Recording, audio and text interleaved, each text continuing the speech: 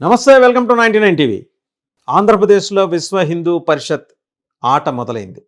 ఇప్పటివరకు నడిచింది ఒక ఎత్తు అయితే ఇక మీదట నడవబోయేది ఒక ఎత్తు. హిందూ శంఖారావం పేరిట విజయవాడలో విహెచ్పి నిర్వహించిన సభలో బహుముఖ ప్రజ్ఞాశాలురు అంటే మల్టీఫెసిటెడ్ పర్సనాలిటీస్ వాళ్ళ భావావేశాన్ని అద్భుతంగా వ్యక్తీకరించారు. చాలా ఆర్గనైజ్డ్గా విహెచ్పి సభ జరిపింది. ఒక ఆల్టర్నేటివ్ పొలిటికల్ ఫోర్స్ని ఆంధ్రప్రదేశ్లో తయారు చేసుకునే క్రమంలో భాగంగా ఆర్ఎస్ఎస్ తన ఫ్రంటల్ ఆర్గనైజేషన్ విహెచ్పి చేత ఈ గేమ్ ఆడించింది. వ్యూహకర్త ఆర్ఎస్ఎస్ చీఫ్ మోహన్ భగవత్ అయితే విహెచ్పి గ్రౌండ్ లెవెల్లో ఈ ఆట ఆడింది. ఈ ఆట ఆడటానికి సాధన సంపత్తి అంతా కూడా బీజేపీ సమకూర్చింది. And excellent, no doubt. వచ్చిన స్పీకర్స్ కావచ్చు, అలాగే వివిధ రంగాల నుంచి రిప్రజెంట్ చేసిన వాళ్ళు కావచ్చు, అద్భుతంగా తమ ఉపన్యాసాలు, తమ ప్రసంగాలు చేశారు. భావావేశాన్ని, భావోద్వేగాన్ని, హిందూ సమాజాన్ని రగిల్చే విధంగా వాళ్ళు ప్రకటించగలిగారు. అండ్ అలాగే విమర్శకుల ప్రశంసలు కూడా అందుకోగలిగారు. ఇక్కడ ఒక డిఫరెంట్ ఆస్పెక్ట్ తెర మీదకి వచ్చింది.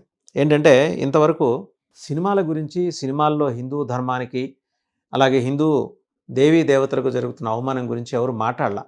ఈ వేదిక మీద నుంచి ప్రముఖ సినీ గేయ రచయిత అనంత శ్రీరామ్ మాట్లాడారు. ఆయన ఏమంటారు, సినిమా గురించి ప్రశంసిస్తూనే ఆయన కల్కి సినిమా మీద సంచలన వ్యాఖ్యలు చేశారు. ఏమని, సినిమా అనేది వ్యాపారాత్మకమైన కళ, కళాత్మకమైన వ్యాపారం అని అంటూనే ఈ రెండింటినీ జోడించే క్రమంలో హిందూ ధర్మానికి కళంకం కలుగుతోంది అని చెప్పారు. ఇంకా ఏమని చెప్పారు, జరిగే తప్పుల్ని తాను బాహాటంగానే విమర్శిస్తున్నాను అన్నారు. దాదాపు అనంత శ్రీరామ్ అంత అగ్రెసివ్గా మాట్లాడిన సందర్భం ఇటీవల కాలంలో లేదు. బట్ నిర్మోహమాట ఆయన. ఏమన్నా ఉంటే కొండ బద్దలు కొట్టినట్టు ముక్కు సూటిగా చెప్పేస్తారు. ఆయన చాలా ఇంటర్వ్యూల్లో కూడా ఇంతకుముందు మాట్లాడినప్పుడు పర్టికులర్గా తను ఏ అంశానికి ఆకర్షితులవుతారో దాని గురించి చెప్తారు, అలాగే దేంతో విభేదిస్తారో దాని గురించి కూడా చెప్పారు. ఇక్కడ కూడా ఆయన ఏమన్నారు, సినీ రంగానికి చెందిన వాడిగా ఇప్పటి వరకు సినిమాల్లో జరిగిన హైందవ ధర్మ వ్యక్తిత్వ హననం సమాజానికి తెలియజెప్పడం కోసం ఈ వేదిక మీదకి వచ్చానని చెప్పారు ఆయన. అలాగే గత కొన్ని సంవత్సరాల నుంచి నిన్న మొన్న వచ్చిన కల్కి చిత్రం వరకు కూడా కొన్ని పాత్రలను అవమానిస్తూనే ఉన్నారు అని ఆందోళన వ్యక్తం చేశారు. కర్ణుడి పాత్రకు అనవసరంగా ఆపాదించిన గొప్పతనాన్ని చూసి తాను సినిమా వాడిగా సిగ్గుపడుతున్నానన్నారు. ఈ కృష్ణా జిల్లాకే చెందిన దర్శకులు, నిర్మాతలే ఈ పొరపాటు చెప్పకపోతే ఎలా అని ప్రశ్నించారు. Other way around he was mentioning about late NTR. దివంగత ముఖ్యమంత్రి ఎన్టీఆర్ గురించి ఆయన చెప్పకనే చెప్పారు. ఆయన నిర్మాత, దర్శకుడు, విశ్వవిఖ్యాత నట సార్వభౌముడు కదా.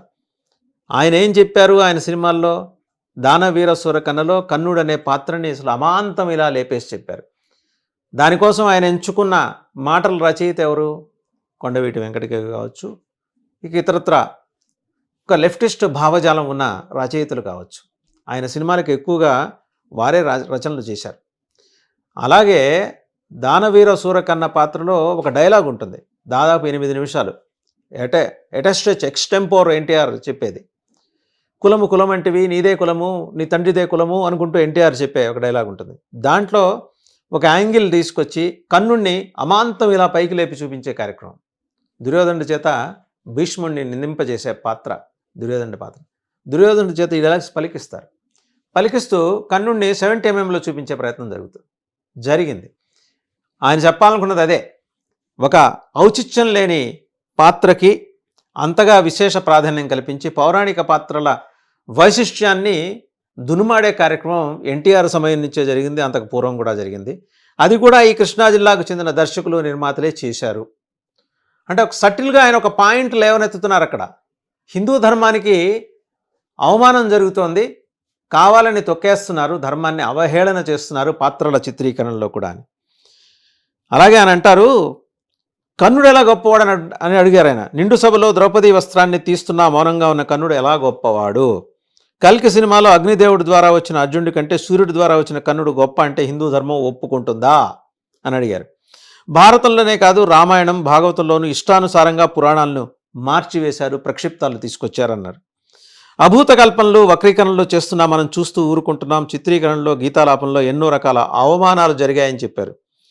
దమ్మారో దమ్మంటూ హరే రామ హరే కృష్ణ అంటారా? ఇస్కాన్ వారి నినాదాన్ని సిగరెట్ తాగుతూ అవమానిస్తారా? ఇలాంటి వాటిని చూస్తూ ఊరుకుందామా, సహిద్దామా, భరిద్దామా అని ప్రశ్నించారు ఆయన. రాముడు కృష్ణుడు వీళ్ళ గొప్పతనం చెబుతూ సిరివెన్నెల రాసిన పాటలను ఆదర్శంగా తీసుకోండి. దైవమూర్తులను స్వామీజీలను అనుకరించి వారిని అవమానపరిచేలాగా అవహేళన చేసేలా పాత్రలు చిత్రీకరిస్తున్నారు. ఒక దర్శకుడు బ్రహ్మాండ నాయకుడు అనే పదం ఉండకూడదని చెప్తే తాను 15 ఏళ్ల పాటు ఆ వ్యక్తికి పాటలు రాయలేదు అని చెప్పారు ఆయన. తిరుపతి ఆలయాన్ని విమర్శిస్తూ ఉంటే నిర్మాతలు మిన్నకుండిపోతున్నారు. మార్కెట్ ఉందనే కారణంతో హిందూ ధర్మాన్ని అవమానించినా ప్రోత్సహిస్తున్నారు. ఇవన్నీ అనంత శ్రీరామ్ మాటలా, బీజేపీ మాటలా, విహెచ్పి మాటలా, ఆర్ఎస్ఎస్ మాటలా, బజరంగ్ దళ్ మాటలా? ఈ సందేహాలు రాకపోలేదు. బట్ స్వతహాగా అనంత శ్రీరామ్ ఒక గొప్ప మాటల రచయిత, పాటల రచయిత. మాటలు రాసిన సందర్భం బయట ప్రపంచానికి తెలియకపోవచ్చు. బట్ ఆయన డిక్షన్ వింటే, ఆయన మాట్లాడేప్పుడు వింటే స్పష్టమైన ఉచ్చారణ, అలాగే తాను ఏం చెప్పాలనుకున్నది చాలా క్లారిటీతో చెప్పే విధానం ఎవరినైనా ఆకట్టుకుంటుంది. Such a versatile lyric writer ఆయన. ఆయన విహెచ్పి వేదిక మీద నుంచి ఎందుకు మాట్లాడారు? సో దీన్ని ఢిల్లీ అనలైజ్ చేసింది. ఢిల్లీ పొలిటికల్ కారిడార్స్ ఆల్రెడీ దీని గురించి మాట్లాడటం మొదలెట్టాయి. చాలామంది మాట్లాడారు, చాలామంది స్వామీజీలు మాట్లాడారు, విహెచ్పి నాయకులు మాట్లాడారు. బట్ అనంత శ్రీరామ్ ఒక భిన్నమైన శైలిని ఎంచుకున్నారు. ఒక ఆల్టర్నేటివ్ ఫోర్స్ని చాలా బలంగా ఆంధ్రప్రదేశ్లో పెనట్రేట్ చేయించడం కోసం బీజేపీ ఆర్ఎస్ఎస్ యొక్క మిగిలిన ఫ్రంటల్ ఆర్గనైజేషన్స్, బజరంగ్ దళ్ కావచ్చు, విశ్వ హిందూ పరిషత్ కావచ్చు, వాళ్ళు చేస్తున్న ప్రయత్నాలు ఎందుకు చేస్తున్నారు? ఆల్రెడీ సనాతన ధర్మ పరిరక్షణ కోసం పవన్ కళ్యాణ్ నడుం కట్టారు. నుదుట ఇంత పెద్ద తిలకధారణ చేసి మరి దుర్గమ్మ గుడి మెట్లు కడిగి సనాతన ధర్మానికి తాను ఎలా కట్టుబడి ఉన్నానో చెప్పారు. సహజంగానే దీని మీద ఫోకస్ మొదలైంది పవన్ కళ్యాణ్ ఎప్పుడైతే ఇది మొదలెట్టారండి. ఒక రాజకీయ ప్రత్యామ్నాయం కమ్మేతర, రెడ్డేతర సామాజిక వర్గాల నుంచి కావాలి ఆంధ్రప్రదేశ్కి. 88% ఉన్న అప్రెస్డ్ సెక్షన్స్, బడుగు బలహీన విస్మృత విసర్జిత సామాజిక వర్గాలందరికీ ఒక రిప్రజెంటేటివ్ కావాలంటే ఆ రిప్రజెంటేటివ్ని పవన్ కళ్యాణ్లో చూసింది బీజేపీ. అందుకనే ఆయన్ని తమకు అనుగుణంగా మలుచుకోవటానికి, నర్సరీ చేయడానికి కావాల్సిన కార్యక్రమాలన్నీ చేపడుతూ ప్రతి కార్యక్రమంలోనూ కూడా పవన్ కళ్యాణ్కి ఇవ్వాల్సిన ఇంపార్టెన్స్ని చాలా బహుదా విస్తృతంగా ఇస్తూ వస్తుంది. బీజేపీ ఎత్తుగడ అది. ఒక రాజకీయ పార్టీకి వ్యూహం ఉంటుంది, ఎత్తుగడ ఉంటుంది, పావులు కదపటం ఉంటుంది. దీన్నేమి నేరంగా చూడాల్సిన అవసరం లేదు. తెలుగుదేశానికి, వైసీపీకి ప్రత్యామ్నాయంగా బీజేపీ ఈరోజు ఖచ్చితంగా ఒక రాజకీయ పార్టీ ఉండాలని కోరుకుంటుంది. యాజ్ ఇట్ ఈస్గా బీజేపీని అంగీకరించడానికి రేషనల్గా ఆలోచించే, హేతుబద్ధంగా ఆలోచించే ఆంధ్రప్రదేశ్ ప్రజానికం అంగీకరించకపోవచ్చు. అందుకని పవన్ కళ్యాణ్లో బీజేపీ తన్ను తాను చూసుకునే ప్రయత్నం చేస్తుంది. అదే సామాజిక వర్గానికి చెందిన అనంత శ్రీరామ్ చేత విశ్వ హిందూ పరిషత్ ఈ మాటలు మాట్లాడించిందని అనేవాళ్ళు లేకపోలేదు.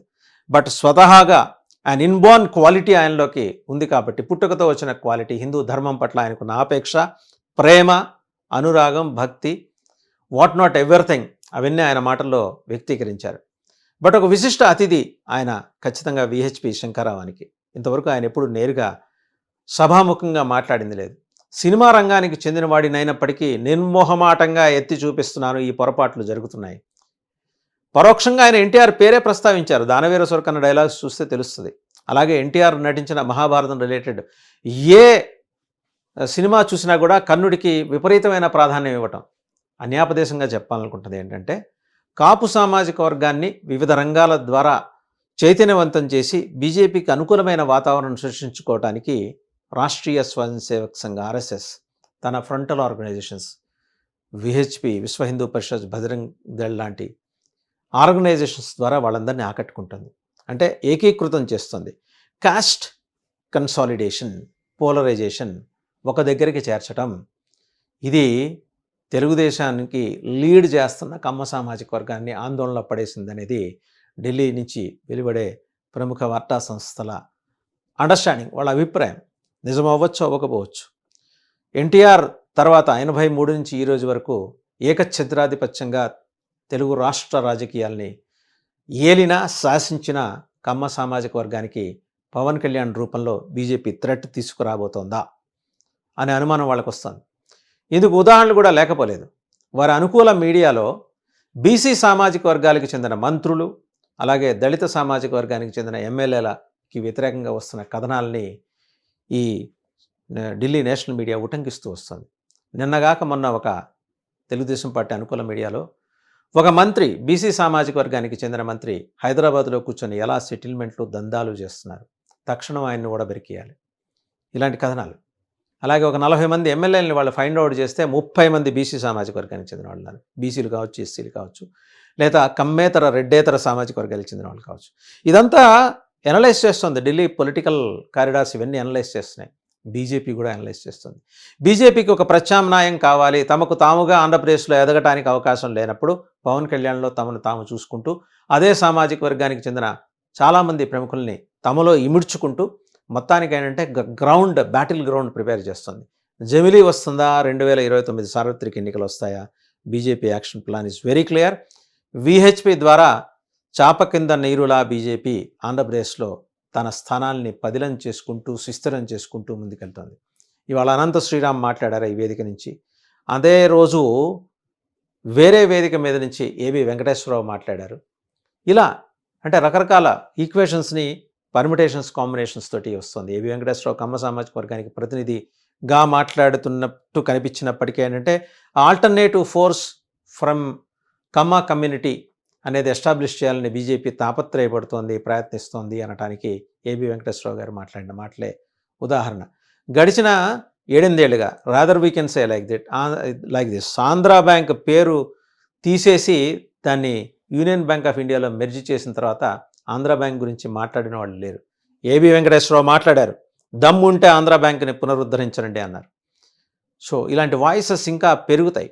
బీజేపీ ప్రత్యామ్నాయ నాయకత్వాన్ని కమ్మ సామాజిక వర్గానికి కట్టబెడుతున్నట్టే ఒక ఆల్టర్నేటివ్ పొలిటికల్ ఫోర్స్ని కాపు సామాజిక వర్గం నుంచి తయారు చేసుకోవడానికి 2 ప్యారలల్ గేమ్స్ తోటి ఆంధ్రప్రదేశ్లో అడుగుపెట్టిందనే దానికి ఇంతకన్నా నిక్కచ్చి అయినా స్పష్టమైన ఉదాహరణలు లేవు అని సోషల్ మీడియాలో ఎనలైజేషన్ మొదలైంది.